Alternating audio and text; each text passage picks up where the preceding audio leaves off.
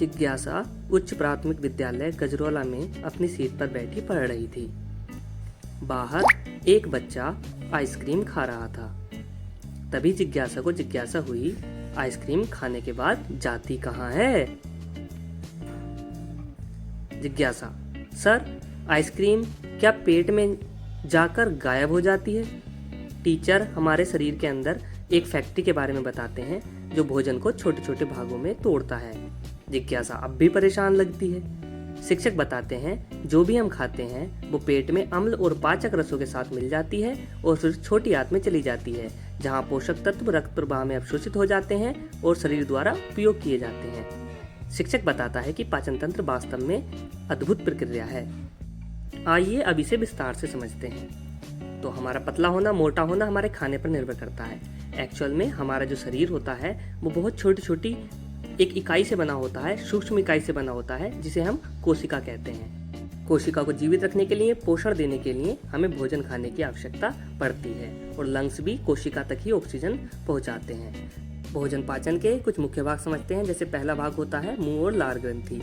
दूसरा भाग होता है जिसे हम पेट कहते हैं सामान्यतः भाषा में, या आमाशय कहते हैं उसे।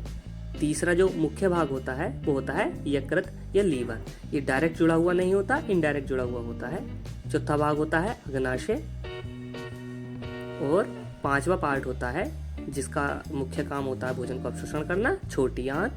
और जो उसके बाद अंतिम भाग होता है उसे हम कहते हैं बड़ी आंत। एक्चुअल में बड़ी आंत छोटी होती है और छोटी आंत बड़ी होती है। इनके बारे हम डिटेल में अभी जानेंगे, एक एक करके सारे अभी अब उठाएंगे और उनका जो काम होता है वो विस्तार पूर्वक जानेंगे।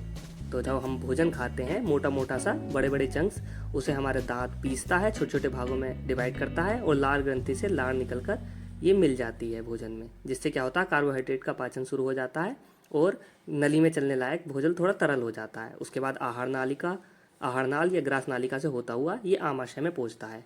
आमाशय एक थैली है जो हमारे भोजन को तोड़ती रहती है या भोजन को अपनी मांसपेशियों से मथता है और प्रोटीन को तोड़ने के लिए इसे पेट के एसिड और एंजाइम के साथ मिला। आमाशय की दीवारों से एक विशेष प्रकार का द्रव निकलता है जिसे सामान्य भाषा में एसिड कह दिया जाता है।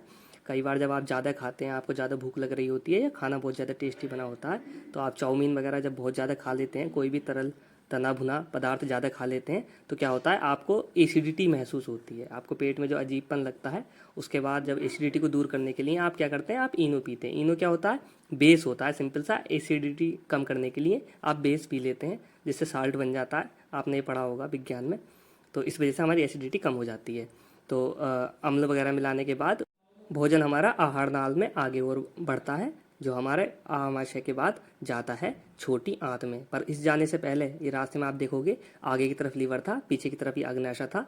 तो लीवर से एक विशेष प्रकार के रसायन निकलते हैं जिन्हें आपको डिटेल में भी जानने की आवश्यकता नहीं है, आप जब बड़ी कक्षाओं में पहुंचेंगे तो आप समझेंगे। पर उसका मेन काम होता है जो अम्ल में गिरा हुआ होता है भोजन, उसका मतलब ये क्षारीय प्रवृत्ति का होता है, तो ये न्यूट्रल कर देता है।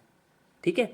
और उसके बाद अग्नाशय से कुछ रस निकलता है जो भोजन के पाचन में सहयोग करता है। तो इस प्रकार भोजन जो है छोटी आंत में चला जाता है। छोटी आंत की जो प्रकृति होती है वो इस प्रकार की होती है कि इसमें इस तरीके की उंगली नुमा संरचना होती है जिसका मेन काम क्या होता है, इसमें ब्लड फ्लो होता रहता है और भोजन से जो भी हमारे पोषक तत्व हैं वो ब्लड फ्लो में इसमें आ जाते हैं और आरबीसी के माध्यम से, रेड ब्लड सेल्स के माध्यम से शरीर के विभिन्न भागों में पहुंचा दिए जाते हैं। तो ये अंगुलिनिमा संरचना जो होती है, जिसे वेल कहते हैं, ये इसीलिए होती है।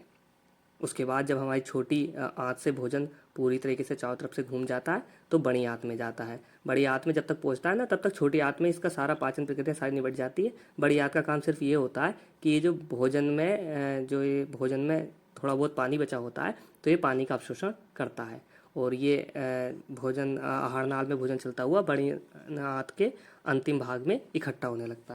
जब भोजन प्रचुर मात्रा में यहाँ पे इकट्ठा हो जाता है तो आपको अनुभूति होती है कि अब हमें हल्का होने की आवश्यकता है। उसके बाद आप हल्का होते हैं। तो जब आप हल्का होते हैं तो वो गुदा द्वार के द्वारा आपका जो अपशिष्ट पदार्थ है वो बाहर निकल जाते हैं। ठीक है। तो इसके बाद हम एक बार और दोबारा से देखेंगे कि किस तरीके से, एक बार मतलब समअप करने की कोशिश करेंगे, जल्दी जल्दी चीज़ों को समझने की कोशिश करेंगे।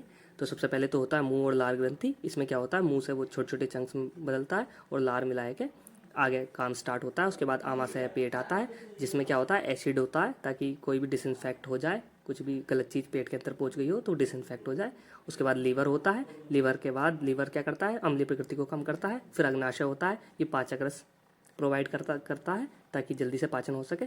उसके बाद अपनी छोटी आंत होती है जिसमें सारा भोजन का पाचन होने के बाद अवशोषण होता है, ठीक है, मतलब शरीर के विभिन्न भागों में पहुंचता है। उसके बाद बड़ी आंत होती है जिसका मुख्य काम क्या होता है, जो भोजन में जो भी एक्स्ट्रा पानी था उस पानी को अलग करने का। ये प्रस्तुति जो थी गजरोला ब्लॉक की है। डाइट अमरोहा में जो ई कंटेंट के ऊपर वर्कशॉप थी उसमें हमने प्रस्तुत किया था, जोगिंदर सर, सगुन सर, सीमा मैम और प्रियंका मैम ने।